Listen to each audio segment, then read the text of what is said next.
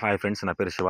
మీరు చూస్తున్నారు రాజు YouTube channel. ఈరోజు నేను పల్సర్ 125 నియాన్ రెడ్ యొక్క ఫుల్ రివ్యూ చేయబోతున్నాను. ఇది వచ్చేసి 2022 మోడల్.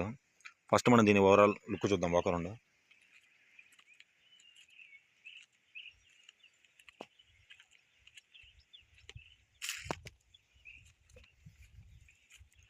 ఇది దీని ఓవరాల్ లుక్. నెక్స్ట్ దీని ఇంజిన్ విషయానికి వస్తే 125 cc వస్తుంది. దీని హార్స్ పవర్ వచ్చేసి 11.8 PS power, 10.8 newton metre torque వస్తుంది. ఇది 5 స్పీడ్ గేర్ బాక్స్, ఒక గేర్ ముందుకి 4 గేర్లు వెనక్కి. నెక్స్ట్ దీని ఫ్యూల్ ట్యాంక్ కెపాసిటీకి వస్తే 15 లీటర్స్ వస్తుంది. 2.5 లీటర్స్ దీని రిజర్వ్ కెపాసిటీ. ఇది వచ్చి కార్బొరేటర్ మోడల్, ఫ్యూల్ ఇంజెక్షన్ కాదు.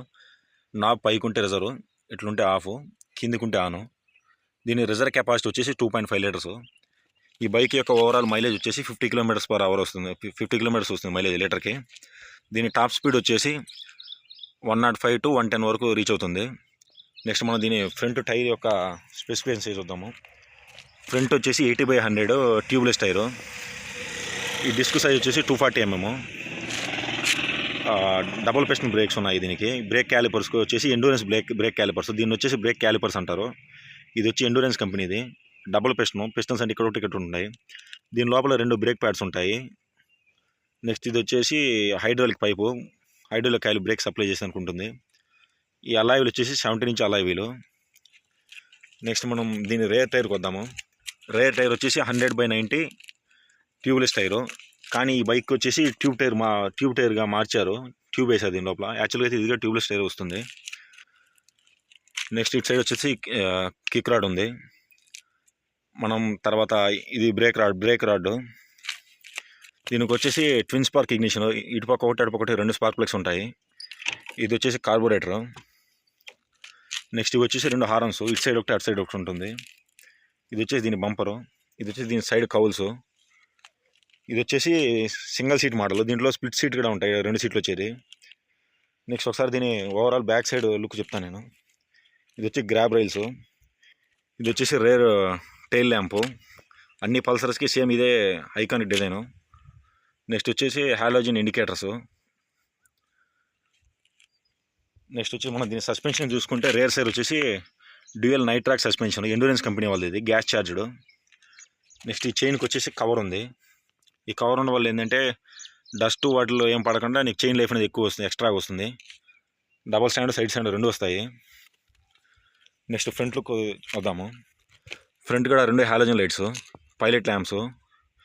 ఈ హెడ్ లైట్ వచ్చేసి 35/35 watts ఉంటుంది. మొత్తం అన్ని బల్బ్స్ వచ్చేసి హాలోజన్ బల్బ్స్, ఎక్కడ ఎల్ఈడి ఏం లేదు దీనికి. నెక్స్ట్ మనం దీని కన్సోల్ చూద్దాము. కన్సోల్కి right side handle right side వచ్చేసి ఇంజిన్ కిల్ స్విచ్ ఉంది. నెక్స్ట్ వచ్చేసి సెల్ఫ్ బటన్ ఉంది. ఇది automatic head lamp on AHO కాబట్టి దీనికి లైట్ స్విచ్ అనేది ఏమన్నది, డైరెక్ట్ లైట్ వెలుగుతూనే ఉంటుంది BS4 నామ్స్ ప్రకారం. నెక్స్ట్ ఇది వచ్చేసి బ్రేక్ హైడ్రాలిక్ ఆయిల్ ఉండే కంటైనర్. ఇది వచ్చేసి ఎండూరెన్స్ వాళ్ళది. Disc lever. ఇటు సైడ్ వచ్చేసి క్లచ్. ఈ స్విచ్ వచ్చేసి పాస్ లైట్. ఇది వచ్చేసి light high beam, low beam, indicators. కింద వచ్చేసి హార్న్. ఒకసారి దీన్ని కన్సోల్ చూపిస్తాను. పల్సర్లో సూపర్గా ఏమన్నా ఉందంటే digital unlock tachometer. Digital unlock అంటే ఇటు సైడ్ ఉండేది డిజిటల్, ఇది వచ్చేసి అన్లాక్ సెమీ డిజిటల్ మీటర్ అంటారు దీన్ని. ఇది వచ్చేసి RPM మీటరు. నెక్స్ట్ ఇది వచ్చేసి దీని ఫ్యూల్ ఇండికేషన్ లెవెల్స్. ఇక్కడ వచ్చి ఎంత రీడింగ్ తిరిగిందని చూపిస్తుంది. 47,000 kilometers అరౌండ్ తిరిగింది.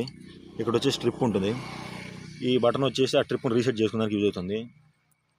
నెక్స్ట్ ఇది వచ్చేసి న్యూట్రల్ ఇండికేటరు. ఇది వచ్చేసి సైడ్ ఇండికేటర్స్. ఇది వచ్చేసి సైడ్ ఇండికేటర్స్. నెక్స్ట్ వచ్చేసి హై బీమ్, లో బీమ్ వస్తుంది.